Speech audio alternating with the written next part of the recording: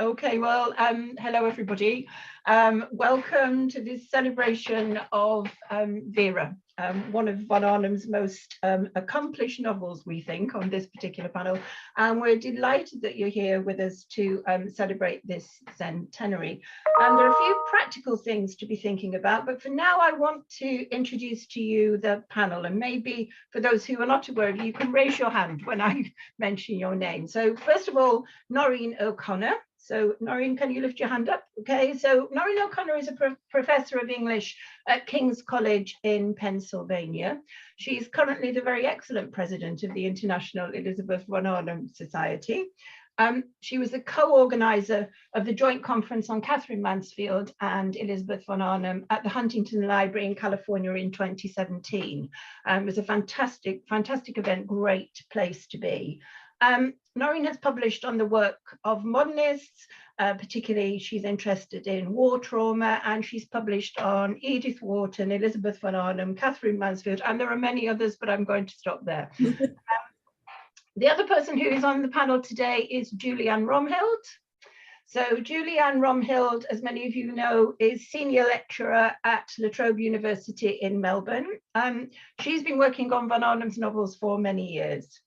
In 2014, she published a book called At Her Most Radiant Moment, Authorship and Femininity in the Work of Elizabeth von Arnim.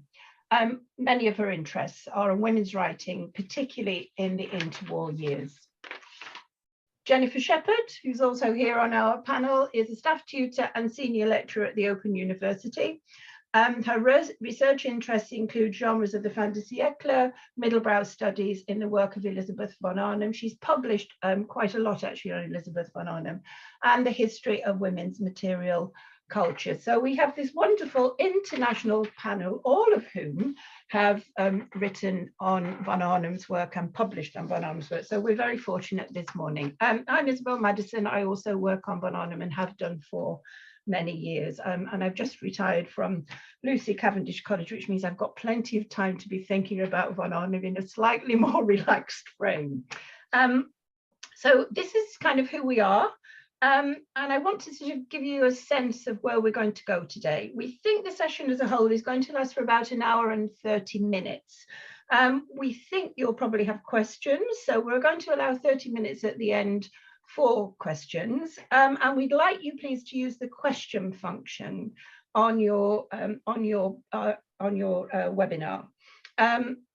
What we'd like you to do is put those questions in throughout the talk. As they occur to you, please just pop them in there and then we'll come back to them at the end of the session. So about 50 minutes to an hour of discussion. We've got lots to get through. As we were discussing Vera and as we were all rereading it, we were aware of how many things there are still to be said about Vera. But we'll start in a very straightforward way, I think. And I'd like to direct the first question to Juliane, please, if I may. So, that Vera's often considered Elizabeth von Arnim's most accomplished novel. Rebecca West, who we know was not a huge fan of von Arnim's early writing, called it a remarkable novel. And I wondered if you had some thoughts on why so many of us seem to enjoy this novel, find it compelling, and why we feel in some ways it's her most accomplished. Yeah, well, thank you, Isobel. I mean, where to start? It is undoubtedly, I mean, she called it her own sort of her high watermark. And maybe in terms of accomplishment, maybe I'll talk about the technical accomplishment of the novel, because she really does something that's very bold and very unusual. She writes basically almost a horror story, but it's funny at the same time. And it's formally a very bold novel. You know, there is no setting of scene. We're kind of Everard is dropped upon us just like he drops on Lucy. And then von Arnim spends the first half of the book in sort of setting up the relationship, spinning out the sort of the engagement. We get to know the characters. And then the second half of the book completely changes gears, and it really sort of the first half covers these 9 months, a fairly long time, and then the second half just the horror or sort of the terror really just explodes, and it's just Everard's birthday and then a few days afterwards when Lucy is sick. And the suspense is really building over the first half, because we're always a step ahead of the characters. We always know a bit more, and we can see this petty tyrant growing more and more sinister and more domineering, and there's this urge of saying like, Lucy, please don't. At least that's what how I always feel. Yeah, and I really think it needs the slow build. I think it really needs that sense of us understanding how Lucy is getting enmeshed in this deeply unhealthy relationship, how she sort of spirals into the situation of domestic abuse. I mean, and I think if we were to meet Everard in full flight of nastiness on the first page, you know, she would run and we wouldn't believe a word. But by then, after the first half, we're so invested in it, we get it. And I think one of the reasons why we get it and why the novel is technically, I think, so masterful is that she gives us all the perspective. We're not just sitting with Lucy, but we're also sitting inside Everard. We understand how he ticks. I mean, we might not, but at least we get a glimpse into him. And all the three characters, Aunt Dot as well, we're with them for a while. And Aunt Dot, I think, is the one who comes closest to a reader's perspective. You know, like us, she's trying to figure out this relationship. Like us, she tries to dispel her sense of unease. So I think she's perhaps sort of the closest figure of identification we got. And I think, although we mostly sit with Lucy, I think it's really important that we get the perspective of Everard. And he's such a brilliant villain. You know, you might remember, it's not the first time that Von Arnim is really good at writing male villains. So you might remember Baron von Ottringel in The Caravanners, who is a similarly narcissist personality. He's just not quite as lethal. He's more of a buffoon. But it's written in, The Caravanners is written in the first person perspective. And here Von Arnim does something that's, I think, more complex, because she goes into free indirect discourse. She writes from the perspective of the character. We're in their thoughts, we're in their head, but it stays in the third person. And it really gives us that element of distance that we need to understand that we need to get the novel to make the novel funny. You know, there's that satirical edge, and we know that Jane Austen, you know, was of course the great sort of developer or popularizer of free indirect discourse. And John Middleton Murray, the husband of Catherine Mansfield, he once said that Wuthering Heights was a bit like, Vera is a bit like Wuthering Heights written by Austen. And I think we can really see that tension between that sort of more and more chilling picture of a narcissist personality and really bad coercion and domestic abuse, but at the same time keeps it light, you know. And so she plays with a lot of genres, and I don't want to sort of talk too much about it, because I think we're going to talk maybe about genre a bit more later on. But what I find in terms of boldness, what I find so remarkable about it is it's like an inverted Bildungsroman. You know, there is no growth for the heroine, there is no transformation, there is no development, there is no conflict resolution. It's just this steady decline, and the way that she pulls it off, I think, is just fantastic. Yeah. That would be my first idea about why it's such an accomplished novel. Fantastic. I mean, I'm just thinking about one of your early points. He's the most monstrous egoist in literature, is one of the critical positions. I mean, she draws him so finely. I was thinking about this idea of free indirect speech as well, and thinking about the fact that Sidney Waterlow, so Von Arnim's nephew, writes to her after she publishes and says there is absolutely no sham psychology in Vera. And I really like the fact that you're leaving it ambiguous about whether we actually understand Everard. It's very difficult to understand, but at least we have his point of view. And is that interplay between the focalized perspective, the third person omniscient, and the free and direct speech that actually creates much of the humor. It's that movement in and out of the mind, I think. So Jennifer, do you have anything that you'd like to add on this particular question about why we think it's such a fantastic novel? Well, actually, what I was grabbed by was something that Juliane said about the villains and about Von Arnim's ability to write the marvelous male villains.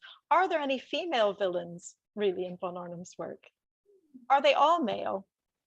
I think so. Actually, I was something to take away. The sister and father, I remember, she's pretty domineering, but I don't know if she's a villain exactly. But yeah. Oh yes, is it Alice It's Ollier? it's a good question. Yeah. Yeah, I wonder if, the nature of the gender dichotomy in von Arnim's world, whether the villains always are the men, worth pondering. In terms of as a technical achievement, I have to agree, this is, I think, a high watermark in her ability. It brings to a new pitch her ability to manipulate free and direct discourse. And I absolutely agree with you that this is the basis of the humor, that with von Arnim, there's always such a gap between what people say and what they're thinking. And you can only access that really through free and direct discourse.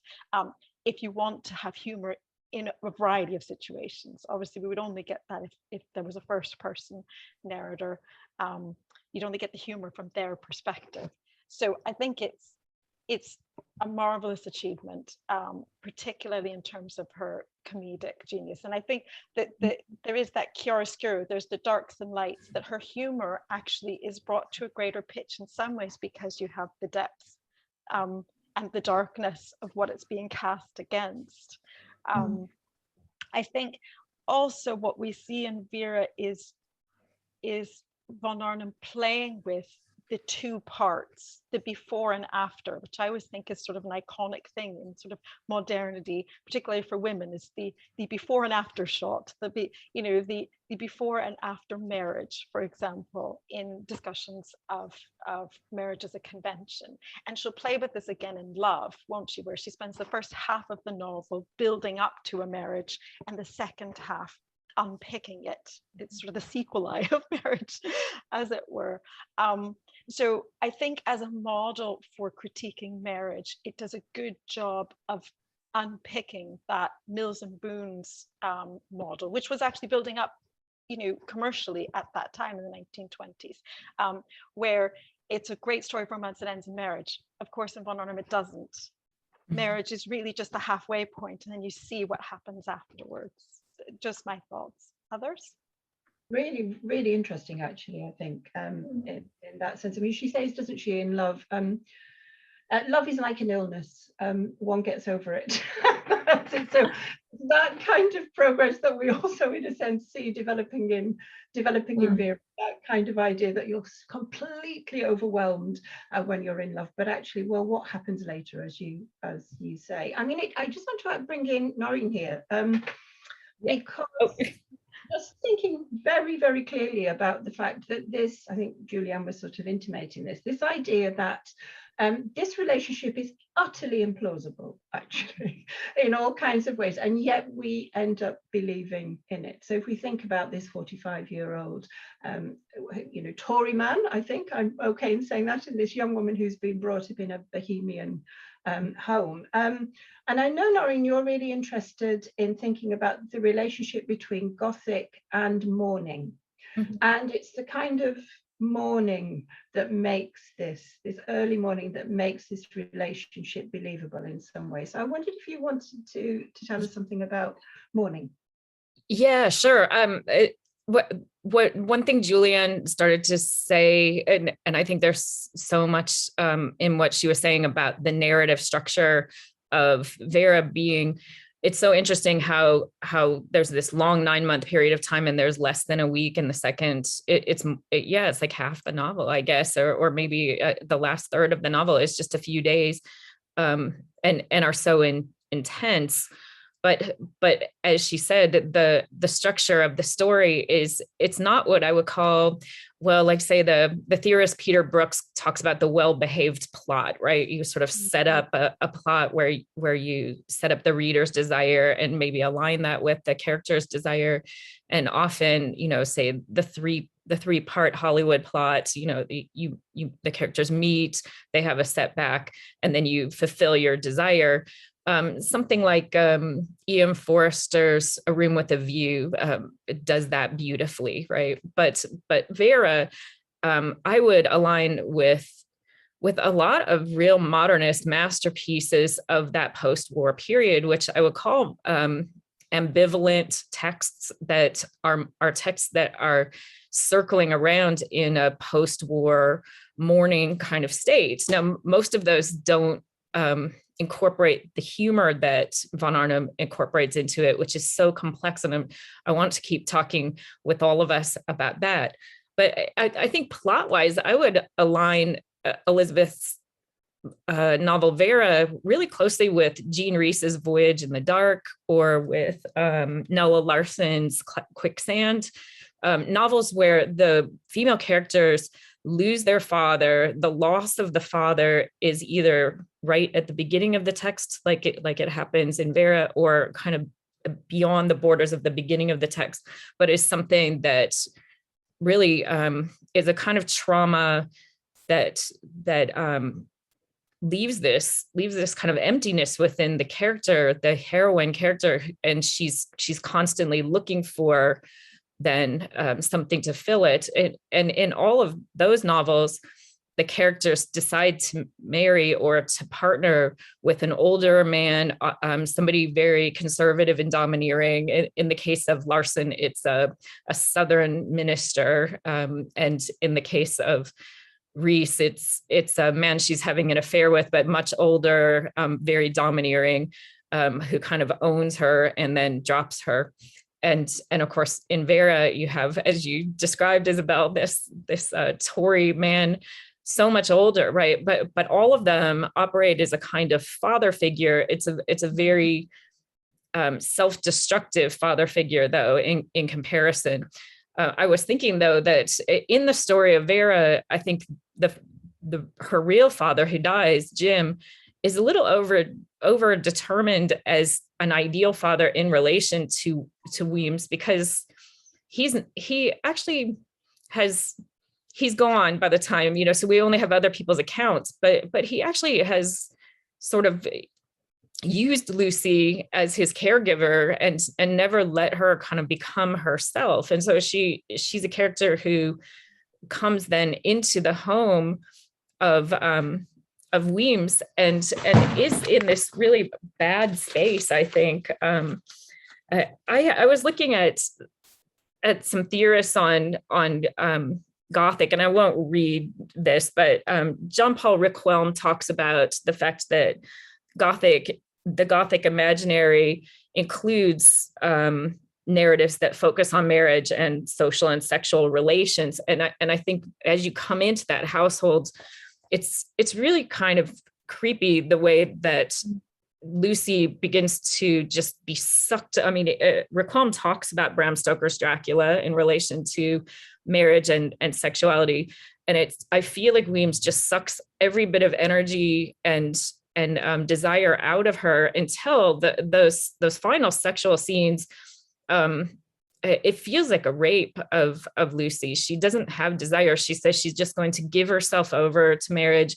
And she has this point where she basically says something like she could distance herself. She kind of distanced herself from her body so that her mind goes somewhere else. So it's really a quite chilling kind of Gothic, where that I think you have this terrible image of a sexual slavery that happens. I don't know if that I'll let you all kind of comment a little more. I don't want to take over too long. But it's absolutely fascinating, the things that you say. I'm particularly drawn to this idea of father-daughter relationships, actually, because we think about father, it's a much more clear-cut problem, the father-daughter relationship in that particular text, than it is here. It's much, again, maybe this is one of those accomplishments. It's a much more nuanced representation of that. The thing I was thinking about this, and anybody wants to, maybe Jennifer's got her hand up, but one of the things I was thinking is that so many of the roles that people take to fill that gap in grief that you're talking about are mixed up in this novel. So quite interestingly, we maternal a lot of the time. He's a playmate, he's all sorts of things, but he's the mother, and actually the mother is missing from this novel. So this creation of him as a schoolboy and hyper-masculine, she sets it very carefully against this idea of him being actually at some level maternal. And when we have that access to his free indirect speech, he actually feels maternal, and he feels that too. So it's really complicated. Jennifer, you wanted to come in on the things that Noreen's saying more broadly, perhaps. Yeah, I mean, just some fascinating points there, both Noreen and Isobel, in terms of the mourning impulse. You know, obviously this is a woman and man who are brought together in mourning, and this is what they bond over. But this is the early 1920s when it's being written at a time of national mourning. So the World War is always there in the background. And it's a bit like Jane Austen's novels. Often the political and national situation does not figure greatly in von Arnim's work, and yet it's always there. And there's a kind of a debate between Lucy and Weems early on about to what degree it is morbid to fixate on sorrow. Do you know that I think Lucy and certainly Dot feels that earlier than he should, Weems has recovered from his grand sorrow. And there's a lovely touch about the fact that he's not in mourning anymore. Not only are his trousers not black, and Dot says, but they're not even charcoal gray. They're even a light gray, which she finds distasteful. And she thinks maybe this is because I'm too old, you know, I'm an old fogey. And then thinks, actually, he's only 3 years younger than I am. It can't be that. So it's a nation in transition in terms of their sense of mourning and what's appropriate. Do we commemorate? Do we not? And so I think there's an interesting backdrop there that draws in the conversations that are happening more broadly, culturally speaking. I love the point about von Arnim's handling of sex, really, with regards to Lucy and Weems. I think the complicating thing here is that she's not willing to just settle for Lucy to be a sex slave. There are definite moments where Lucy enjoys the physical attachment. She almost says the only time we agree with each other is when we're kissing, which is problematic as marriages go. And so and you have this moment again, like in Love, where the servants walk in on them billing and cooing. You know, this is von Arnim's cipher for they're having public displays of affection that should have been private. So again, von Arnim is working with these images, but it never settles for something really black and white. It's always so complicated. I love it. Yes. Noreen. Let me just amplify exactly what Jennifer just said about it's very clear in the text that Lucy is not an object like that, right? She falls in love with Weems and she has desire for him, and it's once they get into the house and his behavior in that uncanny space, we could go Freudian, right? You know, the sort of unheimlich and the return of the repressed, right? The things that even if he himself is not in mourning anymore, as you pointed out, Jennifer, and his unlined face makes her think that maybe he's simply forgotten, like he just doesn't think about it. It's just out of his mind. But she cannot. She keeps thinking about Vera. And when her aunt comes to, there's that one point where the aunt says, you know, Lucy, Vera, and there's that doubleness, that return of all the violence that it begins to feel like a Bluebeard's wife, right? She knows that there's some secrets in a cupboard somewhere, and she begins to, you know, look around for some clues. And I think as she sees his behaviors, especially the scenes, as von Arnim calls it, right? She begins to try to figure out some way to escape. I think in the text we wish for her to escape so much as readers, but the text itself kind of just circles down and circles down and circles down. It's not clear whether at the end she will escape. It's left open, right? Yeah, it's a very generous reading of the ending. Yeah. You want to say more on that, Juliane? No, not so much of the. If I may take the conversation sideways for a moment. As we were talking, I was thinking about the opposition between naturalness, supposed naturalness, and convention. So Weems always argues that he is the natural one. So he posits that he is the normal, he is the healthy one, which of course he isn't. And convention is this outdated thing, which also, you know, it's very much a discourse of the 20s. And I was thinking that von Arnim can be quite conservative sometimes, and she sort of seems to reinvigorate the importance of convention, showing how fragile it really is, and how easily it can be broken, but also how much aligned it is with a particular set of values that in the end turn out to be possibly more natural, or more sort of more naturalized, and sort of more, how would you say, more crucial to a harmonious living. And talking about the political dimension of the novel, I mean, it's written in the early 20s. It's before the rise of fascism, but it was possibly beginning to be a little bit on the horizon in the 20s, and von Arnim was following German politics very closely. So the idea of a particular psychological constitution that would enable that kind of deeply authoritarian and deeply cruel and inhumane political regime.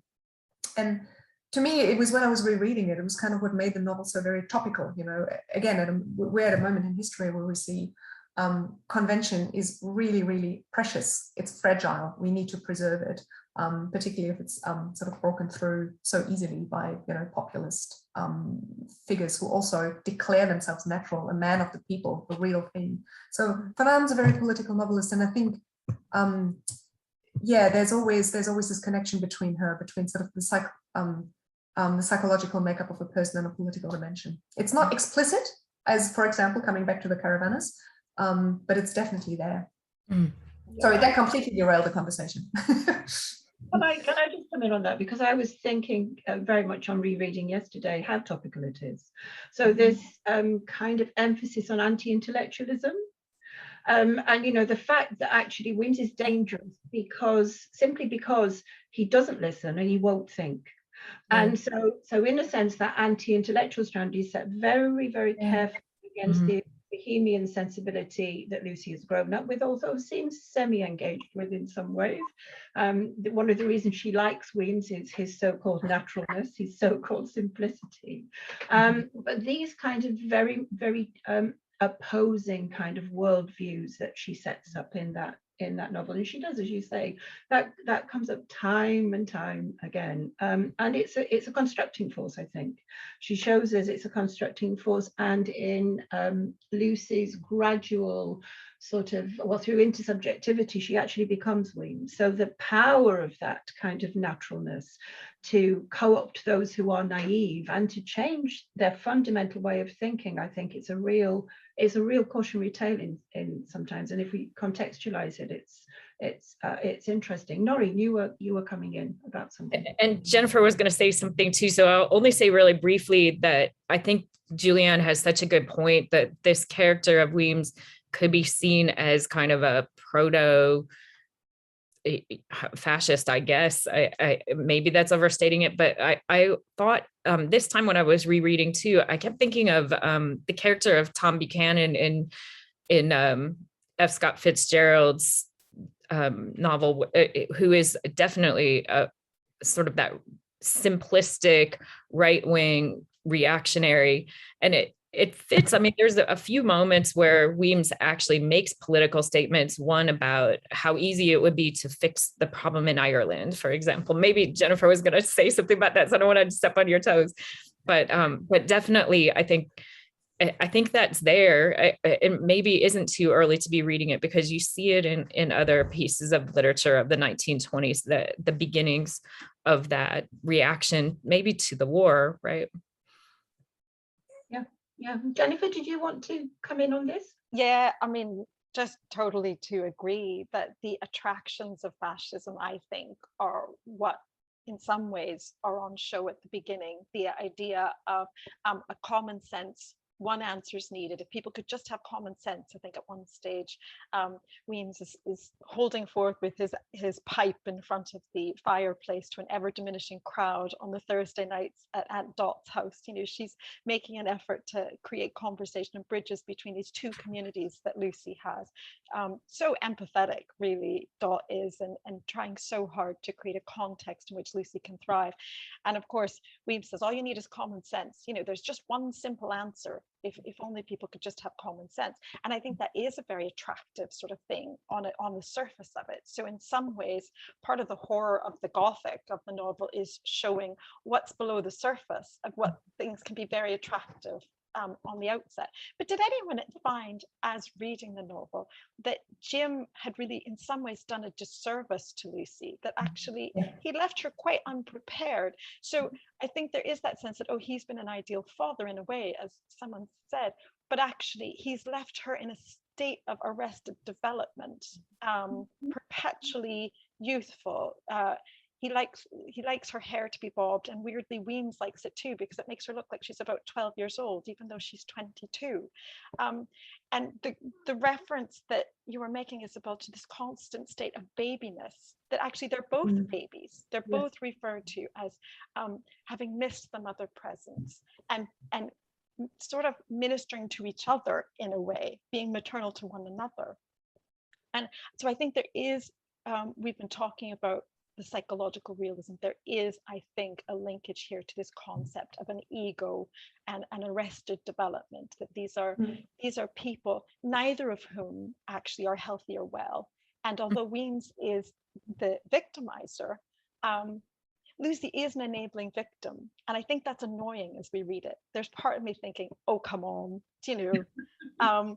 And so I think my heart is very much with Aunt Dot, who wants to think the best of Weems, and yet susses him pretty quickly. She's an amazing character, isn't she, in all kinds of ways? And I agree with Juliane that I think she's at least partially our representative as a reader. I mean, one of the things I am wondering about, I know we're thinking about the rise of fascism and so on, but Weems also seems to me to draw on a much earlier English tradition, and it's that of Matthew Arnold. And it's that idea of the English Philistine, and that's his quotation, not mine. So this idea of the practical man, the common sense man, who actually is all about action and delivering things as he does in the stock exchange, making money and so on. And actually this idea of Philistinism that comes in the mid 19th century is one that is about, you know, the English have forgotten to think, and they can't remember how to think anymore. So he seems to me to be somebody that von Arnim is situating in a modern world, who is sort of hugely outdated too. I agree with you, Jennifer, that I mean she's so naive, and the bobbed hair for Lucy means that she's no match for that pomposity, actually, in some ways, and the father has not set her up well. You also mentioned, Jennifer, this idea of the Gothic, and we really want to talk about this. So Eve Sedgwick sort of gives us these Gothic coherences, and if you think about them and try and map them onto this novel, you get a really modern version of the things she's saying when she's looking back and saying, you know, these are the patterns that arise in Gothic from the 17th and 18th century, and also von Arnim's on many occasions there are similar ideas. What novels do you think are being drawn on here, Jennifer, in terms of Gothic, and what is she doing with that kind of Gothic genre? Oh, that's such a good question. I mean, I think the obvious one, the one that's even has traces in the literal traces in the book itself, are the Brontes. So Wuthering Heights is literally referenced. I think when Lucy's recovering from her time locked out of the house in the tempestuous storm, which is another Gothic trope, she's locked out and locked in a way. She makes her way back up and gets undressed and sits in front of the fire and is reading Wuthering Heights. She's trying to be comforted by one of Vera's books on her accessible bookshelf in the sitting room. And Weems discovers her there and sees the book and says, oh, well, I've never read that book, but I've heard of it. It's morbid kind of reading. He immediately dismisses it. And that immediately makes us realize, oh yes, we should like this book. And of course, this is a book very much in the romantic Gothic vein. We have the strong Gothic male hero that's autocratic and powerful, and who's sort of brutish and close to nature. And in many ways, this then gets projected forward as Weems in some ways. So I think there's a revisitation of Bronte and that sort of dark romanticism of Wuthering Heights in particular. Also, even the bleakness of the environment of the Willows, right, is quite, you know, there's not a lot of trees around, actually. It's extremely bleak. And for a place called the Willows, you would have expected there to be a lot of trees around. So you have Wuthering Heights, you have Jane Eyre, I think, is the obvious connection. The architecture of Jane Eyre and the sequestration of the mad woman in the attic is very much a feature then of Vera. Bertha Mason is the mad previous wife of Mr. Rochester, and she's the impediment to Jane's happiness in marriage, is the way it's presented. And to some degree, the way that we're led to believe in this book, it's Vera, the previous wife, and her haunting of the marriage that is really the impediment to Lucy's enjoyment of her marriage. And so that's mapped onto the house itself. I think Charlotte Fine has written a really good article about some of the resonances here, but Vera's sitting room is, of course, where some of the action takes place, and it's haunted really by Vera's possessions in a way that both fascinates.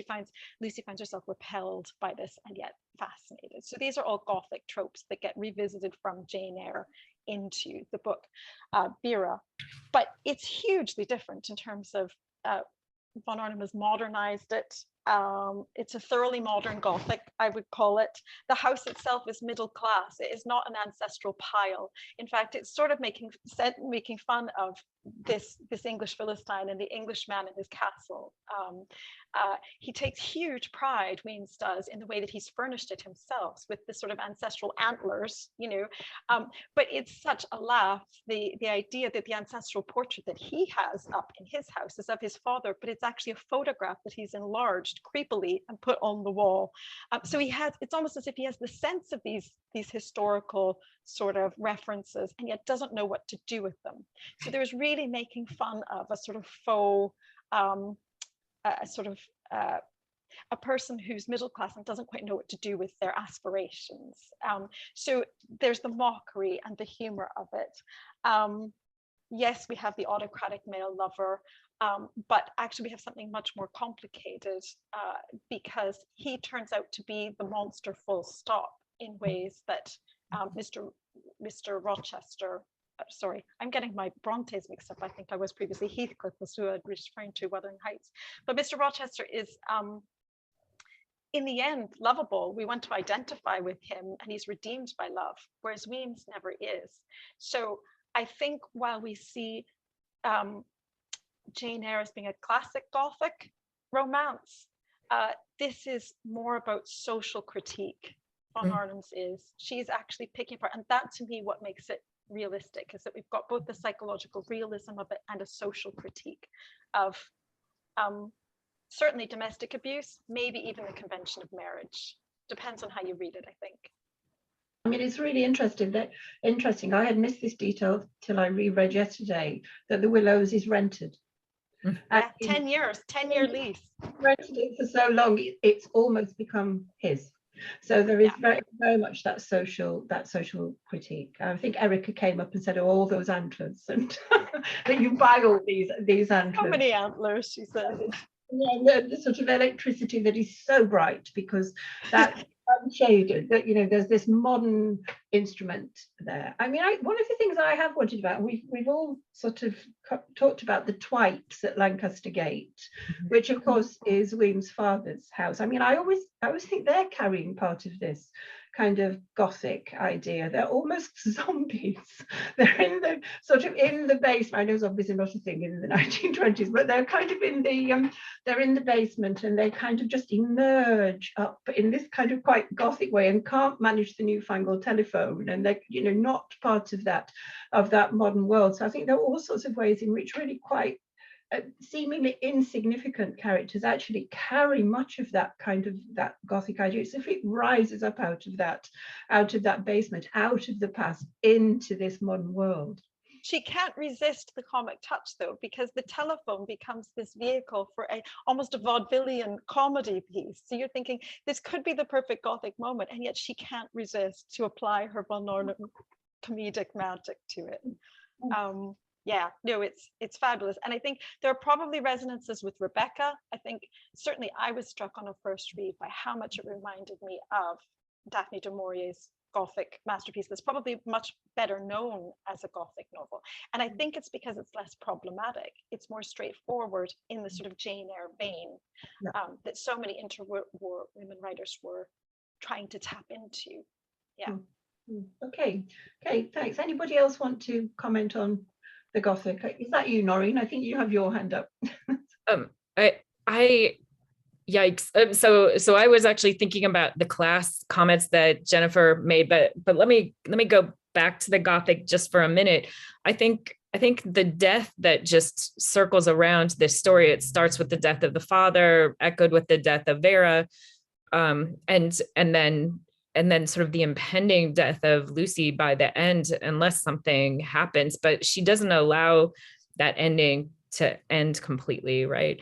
But when Lucy comes, when she's on her way, on her honeymoon, and before, she's so worried about going to the Willows. She sees it as a haunted space.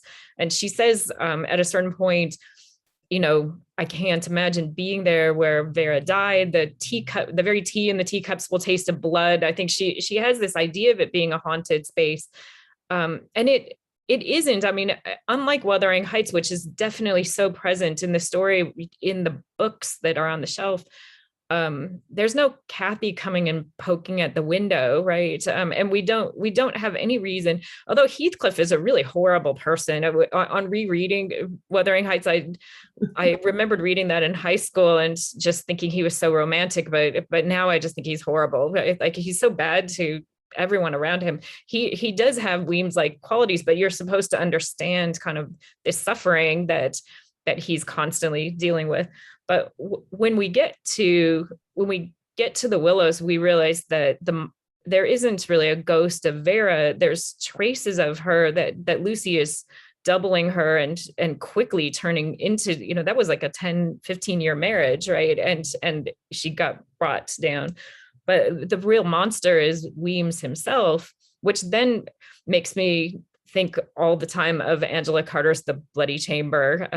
But at the end of The Bloody Chamber, it's the mother who comes and rescues. And in traditional Bluebeard stories, I think it's a brother who shows up and rescues, right? And kills off the monster. It seems like Aunt Dot, the aunt is set in that role, but she's diminished so much. And she even says, I'm in a diminished role as an aunt. I'm sort of a side character. She doesn't have the power that a mother would have, but she sort of fills a sort of mother role. But because she's an aunt, because she's a maiden aunt, because her house is tiny and she doesn't even have the space for Lucy, and she's kind of going back to her own space. When she goes to confront Weems, it's a confrontation of class difference, I think, very much. He seems willing to say anything and break any kind of ideals. You have scenes in front of the servants. It's horrifying, right? Whereas she's trying so hard to kind of keep a kind of propriety all the time. It's interesting, though, that you see in the servants, especially at the Willows, I find them very hopeful, because these scenes where, for example, he sends somebody to go make tea again because it's not hot anymore, and Lucy realizes right away that she must have simply walked out into the hall, stood there for a couple minutes, and brought back in the same tea and toast, and Weems doesn't notice. Or when Aunt Dot gets locked out the front door and 4 bolts are done and she's locked out, she just goes around the back and knocks on the door and talks to the servants and gets her things. Now, she says she's not coming back, but I do feel like it's actually so many servants get really good presences in this story that they present to me a kind of hopefulness, because Lucy understands that there is a bit of chance for resistance within this household. He's not so domineering.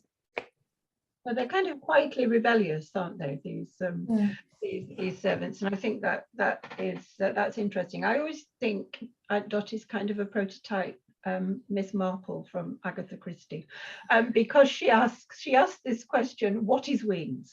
And what she really means is his profession. But actually, we are trying in this sort of detective story at some level to work that out too, as Lucy. It was a lovely comment from Anne in the chat box about Dot and the idea that, you know, yes, she can kind of speak, and she does, and we're all applauding like crazy in the background, but she really can't act because of the convention of the marriage bond. Actually, that's what Weems throws up. She is, you know, Lucy is my wife, and that sort of takes precedence. Juliane. Yeah, I just thought of another book in relation to the Gothic. First of all, I think that I mean, Vera does haunt the story, you know, like a latter-day ghost, as you said, Noreen. I totally agree with you. And she doesn't go in through the window; she goes out through the window. You know, there's that element to it. But I was thinking in terms of Vera's presumed suicide, and obviously the deterioration of her mental health as she experienced. You know, she stops playing the piano. She put up a long time of resistance, but in the end, as Aunt Dot makes quite clear, she didn't last. And one of the things that I was thinking of while reading the book, there's such a prominence on that attic or that upper story living room, and it reminded me a bit of the yellow wallpaper, where we also have a protagonist, you know, who starts off with what we today perhaps call a case of postnatal depression, and then sort of through being completely dominated by a male who's her doctor and her husband, completely unethical, sort of descends further and further into madness in the end. And we also get a doubling up. She identifies with that figure in the wallpaper, just like Lucy starts identifying with Vera. And I don't know if von Arnim, you know, was aware of the yellow wallpaper or not, but I think there's such a resonance about female madness and a kind of a madness that is born out of oppression, of giving way, of trying to find a refuge. I mean, in the yellow wallpaper, madness is also, I think, in a sense, kind of a refuge for the protagonist. And Vera has her own escapist fantasies. You know, she has all the Baedicus lined up, although she refuses to travel with Weems, possibly in order not to destroy her fantasy, I think. Yeah. Interesting. I'm looking at the time, and I have many questions in front of me. I think we might skip over the point about abjection. So Angela Smith writes in volume 11 of the Catherine Mansfield yearbook on Elizabeth von Arnim and Catherine Mansfield. She writes an essay on Vera and abjection, and it's particularly interesting how often that word appears in the novel itself. So I think we might actually defer that to a reading by Angela Smith for those who wish to do that. Juliane, while we're on you, it's an astonishing novel. I mean, we can keep on talking about it. But why is it not better known now? I mean, you mentioned earlier about the kind of hybrid quality of it, this idea of it's Wuthering Heights written by Jane Austen, as John Middleton Murray says. But why is it not better known? I'd like everyone's thoughts on this, please, if we can include them. Hard to say. It should be better known.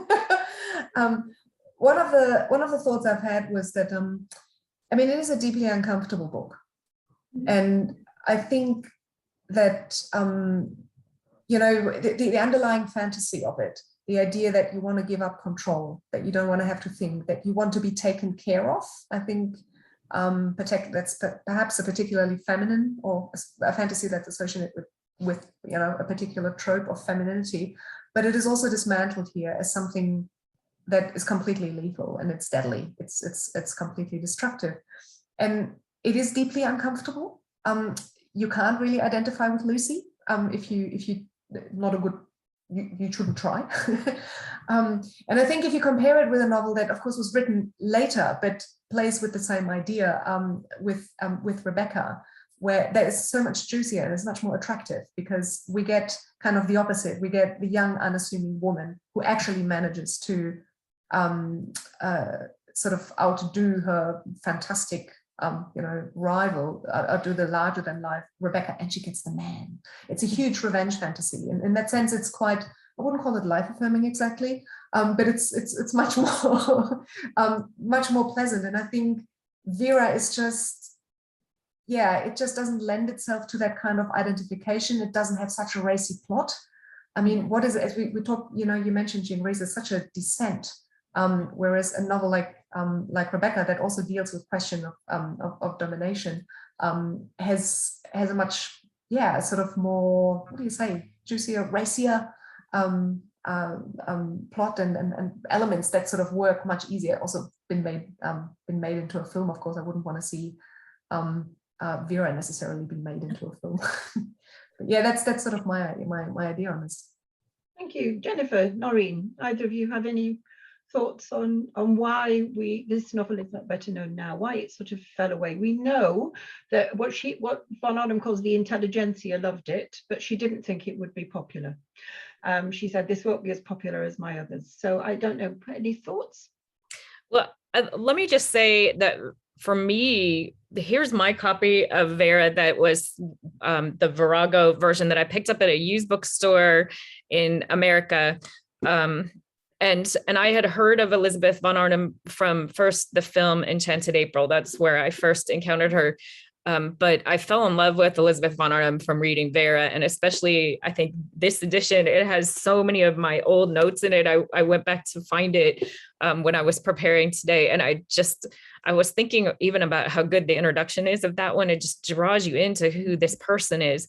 And so I'm surprised that the reintroduction through Virago didn't also kind of make it a more famous novel. I think it's stayed in print since then, but I feel like it should be being taught more. And I think it has so many resonance with so many other works that are taught. I think it deserves to be. I think Juliane is really right that on a level of translation, it's hard for us to figure out what character we would align ourselves with in Desire, because it has such a complicated plot with Desire, like so many of those early 20th century or early post World War I stories. You don't often see productions of Passing either, or Jean Rhys. It's like hard, it's too painful, right? But it's interesting. I think that von Arnim answers some of the same questions in the novel that is so popular that comes out next, Enchanted April. She has that character of Lottie, who her husband isn't a Weems, but he is very domineering, and she breaks away from him to run away and to form a community of other women, and then invites him back in and sort of reorganizes the marriage. She says that she doesn't want to have a marriage where they're scoring off one another, and she's going to do it from a different angle. It's interesting because I almost want to pair those novels all the time. And I guess if people moved from Vera to the popularity of Enchanted April, they're looking for that more hopeful narrative, I guess. No, that makes sense. I mean, it's interesting. Irene has just put a note up that he's sort of saying, but it's so topical with coercive control, which of course, it really is. It's a really good point. I think we might move in the last few minutes to the thing that we've been avoiding all along, so that we can talk about the novel as this wonderful fictional creation that it is. We know, all of us know, whichever version that you read, everyone draws attention to the fact that there is a possibility that Weems is von Arnim's second husband, Earl Francis Russell, and we know that he strangely identifies himself in certain episodes from the marriage in that novel. So we've left the gossip to the end. Who would like to start on the gossip and what we understand? Jennifer, thank you. Well, this isn't so much the gossip as I think in some ways I want to segue from the last point to this point, which is that one of the reasons why it's not as popular, I think, is because of its Gothic, because of its hybridity. That when people read the Gothic, they read for pleasure. They're reading for the pleasure of affect, for feeling, and for a resolution that makes them feel better at the end. I think that's what the Gothic is about, is this kind of catharsis of terror and horror with stasis at the end. And obviously, von Arnim has changed that through hybridity. She's changed the pattern so greatly that it doesn't deliver that for the reader. But I think what it delivers is something for her. My suspicion is that she needed to write this novel in part because she needed to uncover the horror of being married to a coercively controlling man, I think she needed to somehow write out of herself this critique of marriage, and the duping that goes in, of the romance before and then the revelation after. And I think what we see in Vera is a woman who's very much after Elizabeth's own heart. We don't see Lucy as a great von Arnim heroine. We see Vera as the heroine. She's musical. She loves to play the piano. She paints scenes of what I imagine as the Enchanted April is, of a place outside of England that's beautiful and sunny and bright. She loves books and she reads them. She doesn't have them locked up in a shelf. She is the von Arnim heroine, and she escapes. Now, she escapes in a way, the only way available to her, but she escapes. And to some degree, I think Vera is in a kind of defense for von Arnim's own escape artist act from her marriage. That's just a theory. That's great, perfect, good. Anybody else want to comment on this kind of autobiographical? Well, I've gone to the British Library and looked through the Macmillan papers a few times and was struck, I think it's there, that, how Macmillan Press stood up for the novel when Russell, I guess he brought a lawsuit, right? Or he brought a challenge anyway, saying that that he had personally been insulted, right? And they came back, Macmillan Press came back to say, no, this is a work of fiction, and you sort of telling him he's crazy to think that that's him, and in some ways it shows how much he must have been incredibly difficult man to want to publicly, to feel so right that he would want to publicly even identify himself with this character, right? It seems like if somebody wrote a Weems that was me, I'd try to pretend like I didn't know about it or something, right? But for him to, he really actually claims it, right? And so it's funny to think about the way that separation and those legal challenges, so very public discussions happen around this work. It also makes me wonder why it didn't make the work even more famous. Yes. I mean, it divided opinion between Russell's friends and von Arnim's friends, of course, didn't it? So, I mean, it's quite interesting that that's the case. He also goes to H.G. Wells at their club in London and says, "Is this me?" And H.G. Wells says, "No, it's fiction." It's fiction. So it's coming from all sides. Bertrand Russell, so Francis Russell's younger brother, he recognized his brother in it, or thought he recognized certain sections of his brother's relationship with Elizabeth in it, and he urged his children not to marry a novelist. Very novelist, that's right. Very, very practical kind of response to that. I mean, it's really a fascinating argument, even in and of itself. And I think your point is really quite interesting, Noreen, this idea that most of us would not want to claim that this was us. But actually, if you read Weems, who does not develop at all, and who kind of reframes all the analysis to position himself as the victim and to be hugely defensive about anything, if it is Russell, she's captured him perfectly, because you can imagine Weems stepping out of that book and behaving in that way. I don't want me to be the last word, so anybody else have anything else that they're going to say before we open questions? Anybody, any comments? I'm just reminded of the time when Francis Russell first introduces himself to von Arnim. He's walking up the pathway to the Chalet Soleil, and his first words are, "Cinders, the path. You should have put cinders down on the path." And she says something like, "I wish I'd known then that this was going to be representative of our relationship." There's such shades of Weems even in her discussion of Francis Russell in the past. I think that's interesting. I mean, also she says, doesn't she, at somewhere that retrospectively she sees him as her doom. And interestingly, the gong. Capital D. The gong in yesterday. There are. He has just come in and said, of course, she sued him for furniture and a hammock and also tennis balls, as I remember, old and new tennis balls, and said, Elizabeth has stolen these. Juliane, did you want to say something? No? Okay, all right. So so we are now open for questions, and we've got about half an hour to think about our responses to that. Please make them straightforward and not too difficult to deal with. But we're all very, very happy to answer questions. I believe Juliane is going to be reading those out for us. She has access to the box. It's been great to see everybody so far. I've enjoyed the discussion. So we'd like questions to go in the Q&A box or the chat. What would you prefer? The question into the Q&A box, we said, I think, at the start.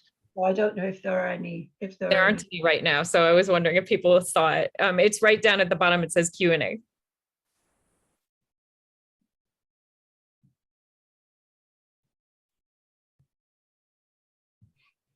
Any questions?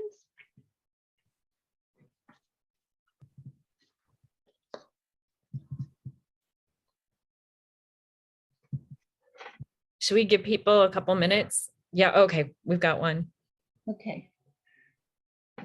Oh, what are some other books you might teach with Vera?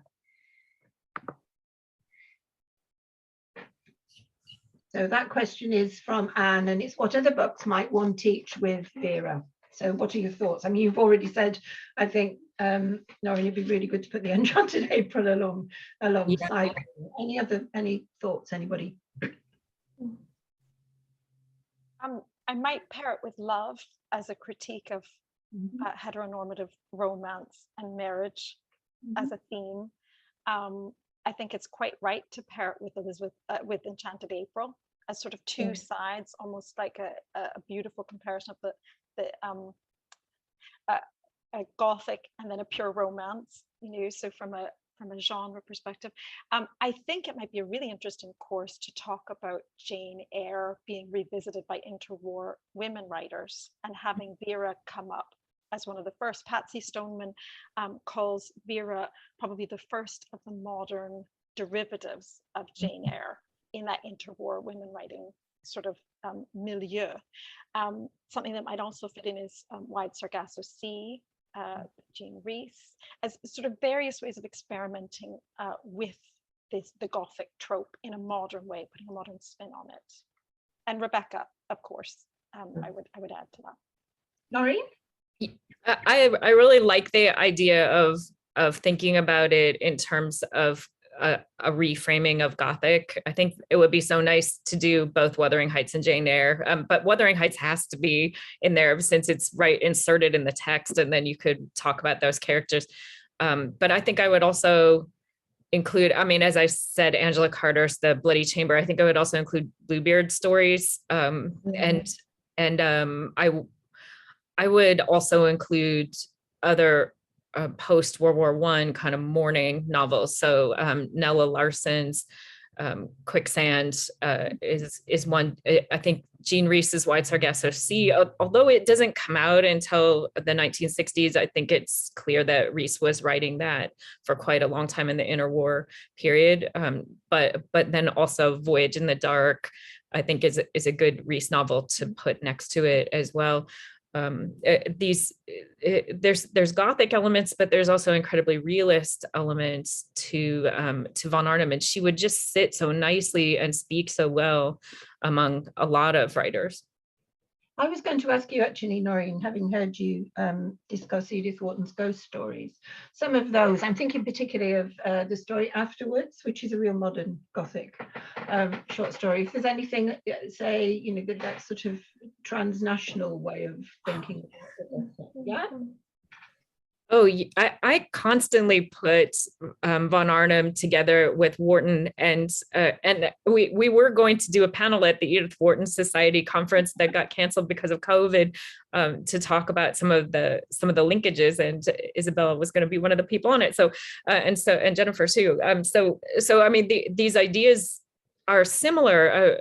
Wharton, although is American and claimed always by America, lives in France for a good chunk of her writing life, and is pretty much exactly the same age as von Arnim.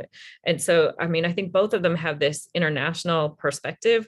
I know the two of them actually did meet, and they had very different sensibilities. And von Arnim, I don't think, sought her out, even though they both were living in the south of France quite near each other very often, because I do think Wharton probably had just a completely different worldview than von Arnim. Von Arnim, I think, would be a kick to hang out with and be funny. If you could stand the humor, I think she could be mean to you a little bit. Wharton, I think, would be more careful about who she associated with. I suppose she never would have invited me over. It's lovely to have that real connection, though, isn't it? Sort of as a jumping off point. Yeah, I suppose that's another session. Who would Edith Wharton have invited over? Would it have been? Let's organize that panel. But while we're still answering the question that was put in the Q&A, what about Howard's End by E.M. Forster? I think there are lots of resonances there. I think particularly that sort of dichotomy of the English Philistine versus the Bohemian that were given, mapped onto Weems and onto Jim, plays out really nicely in Forster's Howard's End, with the Wilcoxes, who are, you know, they're the stock exchange sort of pragmatists, one common sense, John Bull kinds of characters, and then the much more sort of romantic Schlegels and Leonard Bast, who's aspirational. So you have this working out of the English condition kind of novel, but set in a much more domestic milieu, and houses play such a big role in both novels. So I think that would be a really interesting one to explore, and indeed as sort of the springboard for a bigger interest in the relationship between von Arnim and Forster, of course, who have lots of biographical overlaps and lots of thematic preoccupations that work together too. Sorry, Noreen? No, I don't want to. I have a tiny little point.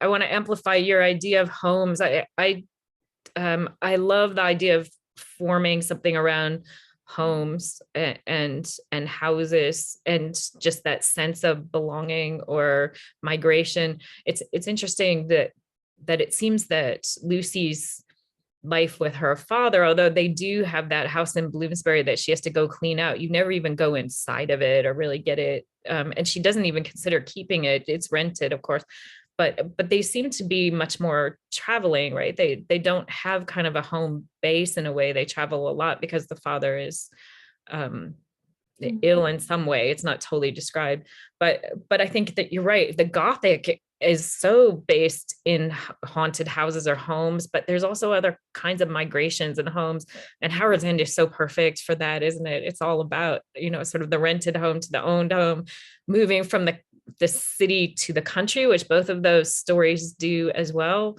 It's kind of a reverse modernity, the move from the country to the city. Instead, I think of it as a modern move.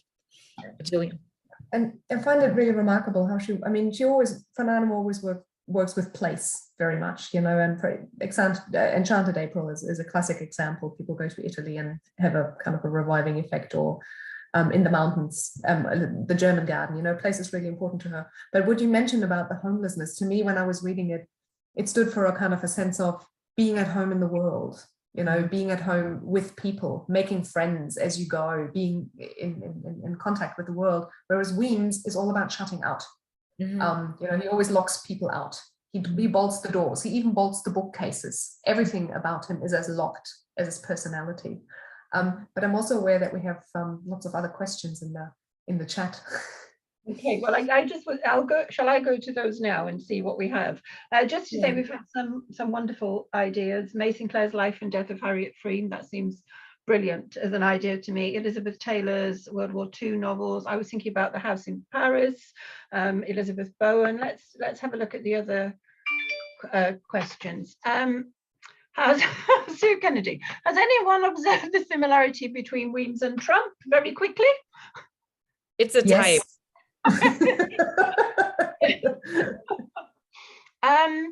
Joanna is asking, You use the notion hybrid novel, okay?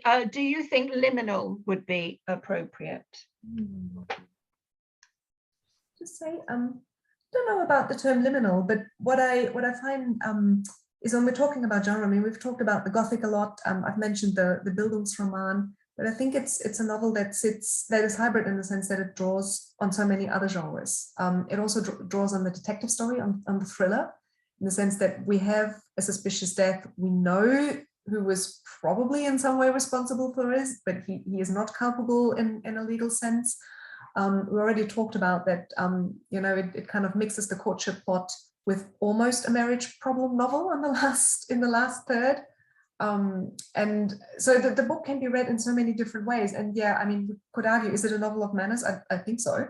So it is hybrid in the sense that it just like it draws on all these different texts that, you know, we've been discussing and that you've been mentioning in the chat. It also draws on all these different genres. Mm-hmm. So it really sits at a in a web of literary connections, which should make it eminently teachable. Yeah. I see it too. I said this a little bit at the beginning as a novel of mourning and really incomplete mourning. And Freud talks about the mourning process as something that can be interminable. It kind of goes up and down. And it's interesting when you put it next to other novels that are mourning World War I, you know, well, I mean, the ones that I keep mentioning, for example, Jean Rhys's Voyage in the Dark doesn't end on the character dying. It ends on her almost dying, and she's in bed and she's had an abortion that has almost killed her, but she's not dead yet. But you have this sense of the downward spiral, and you can't imagine almost any other direction. And yet the novel leaves it open. And I'm thinking, there's a number of novels that allow for sort of the death of the psyche of the character, or the death of the psychological sort of presence of that character, their desire, right, without actually killing off the character, leaving the novel open at the end. It's not necessarily hopeful. I mean, maybe her aunt will come back and sneak back in the back door and rescue her. Maybe Lucy will get over this cold and realize what's going on and sneak out the back door herself. But you really almost can't imagine her doing it. So one of my questions often has been, it feels sort of liminal, right? It refuses to resolve itself in any way with, you know, happiness, marriage, or death, in any classic kind of way. And that does feel it discomforting. It seems like in this period, people can't imagine what is going to happen next after so much damage, so much trauma, right? So maybe that does feel like interstitial, right? It doesn't quite get there, and it leaves us to try to understand. That might possibly be why. I mean, Catherine Mansfield loved the end the most, of course, didn't she? And she liked that the various kinds of ambiguity that is set up at the end, and that sense that it's not resolved. You mentioned Angela Carter a little earlier, Noreen, and I was thinking about the Bloody Chamber in relation to that, but also thinking about the Marquis de Sade, and thinking about you know, Angela Carter's book on Sardian women, and thinking that there has to be some kind of interplay between those that we're able to establish. We still have lots of questions, so if you don't mind, I'll move on and see where we've got to. It's interesting that Elizabeth herself married very young, and I suppose she would know the feelings of Lucy at the start of the novel. What was her relationship with her own father?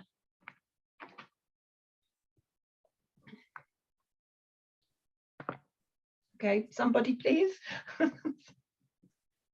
I don't know a huge amount about her relationship with her father. Do others? I mean, I know clearly she traveled with him early on in life when she first debuted, and that's when she first met her first husband on their travels together with her father. Juliane? I don't know. I mean, I know what's in the biographies, and I've recently reread All the Dogs of My Life, where she talks about her father being a man who was not particularly suited to having small children and being a figure of being an authority figure and being somebody whom you would be very cautious about or around initially. But I think as she grew up, she said her relationship with him became much closer. And she says, I think I can't fully quote it, and we grew from respect to love each other. And they shared the passion for gardening, they shared the passion for travel. I think she felt quite close to him. And music, yeah. Quite love music, yeah. Yeah, I think she felt closer to him as an adult, but I think as a child, he was probably quite an imposing figure. Mm-hmm. It's quite interesting. She has this idea of what she calls the Parman, PA, as in Papa. Yeah. Parman, and that, you know, in a sense, she's it is that authority figure that you say, but also she talks about the Parman and the Parman having great benevolence. So it's quite interesting to see where that shifted during her lifetime, I think. There isn't. Was she attracted to powerful men? You think about. I wouldn't like to say yes in response to that, but it's quite interesting. I think she was interested in them. I don't know whether I would say that she was attracted to them, but if we think about how often she writes about powerful men, it's quite, you know, it's obviously a fascination for her, I think. Is it okay to move on to another question? We seem to have several more. Caroline Gaythorne Hardy. Hi, Caroline. Don't you think it's a novel about escape? After all, she tried to escape from Telegraph House, where Russell lived, and got stuck in the mud. It's interesting. What struck me strongly was the two wash basins side by side, that great sponge-like mud. And Dot can't see Lucy's pretty dressing table furniture in that room. So thoughts on that, please. That's what the aunt is so disgusted by, and I think Lucy is just struck, and you know, maybe it gives us a clue as to why the first wife Vera didn't want to travel. She had lots of Baedekers, right? Lots of travel interest, but she would read all these guides, but she wouldn't travel with him because maybe Weems refused to have separate rooms ever. It's always together, but that idea of no separation, the aunt thinks, you know, oh, the things we learn about people's marriage by going into their bedrooms, you know, the idea of them washing side by side and having no space physically or emotionally for yourself, right? It seems to be quite terrifying the way it's addressed there. And then he seems to snore all night. She can't get her sleep. There's all these kind of terrors of sharing a bedroom. And von Arnim is very disparaging of male-only places and spaces, I think. In Love, you have the difficulty of Catherine being losing her marital home to her daughter and being pushed into a very small pied-à-terre flat in London that belonged to her husband, and that still she doesn't have the money to refurnish it, so it's still just like a gentleman's club. And that's what's said about a lot of Weems's spaces, is that they're heavily masculinized, and Vera is criticized for wanting curtains even. And I think there is this sense of almost rape in the attic room when Lucy gets there and sees all of Vera's things and sees that there once were curtains and that they've been taken down, and all that's left is the curtain rod and the rings. And it's I think this sense of women's presence being erased from a physical space is always a problem for von Arnim. I mean, it is interesting, isn't it, that if you think about the idea of who initiates sex, picking up on your idea of rape, there is that moment when Weems says, you know, kind of essentially don't come here with your sexual allurements. In fact, he is in control of that relationship and make sure that he's always in control of that relationship in whatever space, whether it's the library or wherever it is. It's very interesting. He, of course, von Arnim writes, I think she's being ironic, I do hope so. She writes somewhere about all female spaces. She's sort of slightly ambivalent about those as well. She says what they need is a whiff of male brutality. Now, one of the comments, but I've always sort of thought she's being playful. I really hope that's true. Anybody else on escape narratives? Just for Caroline, any other responses to that idea? Well, she's so right that the desire, I feel like the desire of that story as a reader, what I have is for the escape, right? And so it's a story about escape where no one manages to escape, except, as Juliane pointed out, Vera herself by death, by the ultimate escape. So there's that escape. But so many of von Arnim's other novels involve a character who actually runs away, and often then comes back in some way, but with a little bit of a change, a little bit of a perspective change. I mean, we could just count over and over, if you look at all the novels, how many women run away, right? And this is one where you want her to run away so much, but she even thinks about it. I think at a certain point, Lucy says, I should get out of here. But she gets a cold, almost immediately, and doesn't. Well, it's a picture of marriage, isn't it? Where she's trying to get out of the house. She runs down the stairs after her altercation with Ween. She runs out of the house and the door's locked and she can't get out. As soon as she gets out, she turns around and then can't get back in because the door's been locked. And you're thinking she's darned if she does, and darned if she doesn't. She's locked in and locked out at the same time. Okay, thank you. Somebody has mentioned, it's not a novel I'm familiar with, but George du Maurier's Trilby as a comparison. I'm not able to comment on that. I don't know if anyone else is. Is it anyone familiar with it? I'm somewhat familiar, and I think it fits the Gothic trope, and certainly of the masterful, strong man who is an impresario, who is managing a female artist, is my recollection about it. And so there's lots of the same themes being explored, and it's a general preoccupation right the way from the end of the 19th through the 20th, from the end of the 18th through the 19th to the 20th century, the Gothic novel and its many permutations. So Trilby is one sort of strand of it being developed. And I think that's what's so beautiful about this discussion, is that you're seeing new ways in which the Gothic is evolving to meet the needs of readers and the interests of writers as time goes by. Excellent. So Tenant of Wildfell Hall's just come up as well as a comparator. Let's see what other questions. Okay. I saw there was a question about Weems, his name. Yeah. I'm so glad that you brought this up. I did some research. Oh, sorry. Oh, that's super interesting. Please do tell. Well, I wanted to know exactly how it was said, because as a North American reading this book, I thought, oh, is it Wemyss? I pronounced it Wemyss right along, and then heard other people saying Weems and thought, I'll look it up. It's a Scottish derivation, and it means cave. So I like to think of him as quite literally a caveman. And at one stage, he does refer to wanting courtship to be so much easier if he could just pick Lucy up and throw her over his shoulder and walk off with her. He thinks this would be the ideal way to court. So Weems is Scottish for cave. Okay, thank you. One last That's question. fantastic. One last question is, do we know what happens to von Arnim's letters to Frances Russell? So Kate Rioff writes, of course, in Uncommon Arrangements about the marriage along with other marriages. Do we know? Are they available? Sounds like a great project if someone can track them down. And I'm going away to read Trilby too, so there are all sorts of things that are being raised. Let me check if there are any other questions on here. No, there is something here that says Carpman Triangle.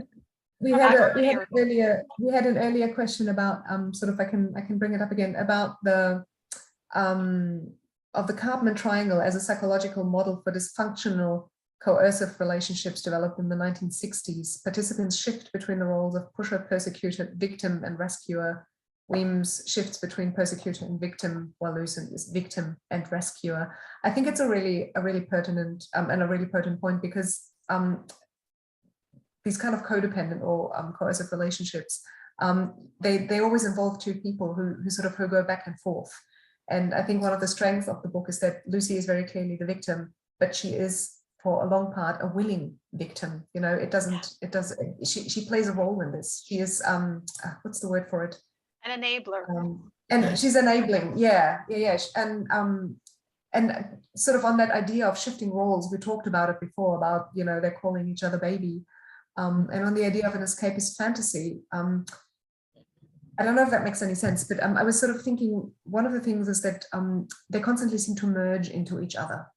You know, they are, he insists that they are entirely the same, and she gets engulfed, literally engulfed in him. And I was reading it, for me, the only way to escape really was for her to leave herself behind and move into him, or be absorbed by him, which of course is, then you cease to exist technically. But it's a very, very dark, very dark vision underlying it, and I think psychologically very astute. We know that von Arnim said she was quite sure that she would never write anything as good ever again, but she was glad that she wouldn't, because that book had been so incredibly painful. And I think some of the pain and some of the very existential dread that she experienced in that marriage, probably coming back to gossip, is written into that psychological constellation. Yeah. I think we might leave it there. So fantastic discussion, and really wonderful to have so many people chipping in and suggestions for further reading and courses that we might all go away and teach. But really just to say a big thank you to Jennifer Shepherd, to Noreen O'Connor and Juliane Roemhild. It's been you, Isobel. Thank you. Yeah, you, Isobel. Absolutely wonderful to talk about Vera in this centenary year. I'm glad we got round to it, and I think we've started to open new avenues for research, and I'm almost certain that we want to get this book on the curriculum in all kinds of places. So thank you so much, all of you, and goodbye everyone. One thing before I go, anybody who has a research paper on women and comedy for anyone writing between 1890 and 1945, please would you like to submit that to us? At the moment the deadline is early December, but it may well be extended. We're having a conversation about that. The conference is at Lucy Cavendish College, wonderful venue obviously, September the 17th and 18th 2022, and we would love as many papers as possible to talk about von Arnim or other women, other funny women. So do please put those papers in for us. Is there anything else that I need to be saying? Jennifer, Noreen, Juliane? No, I think that's what we're advertising at the moment. So thank you very much everyone, and we hope to see you at our next event. Bye bye. Thank you. Bye.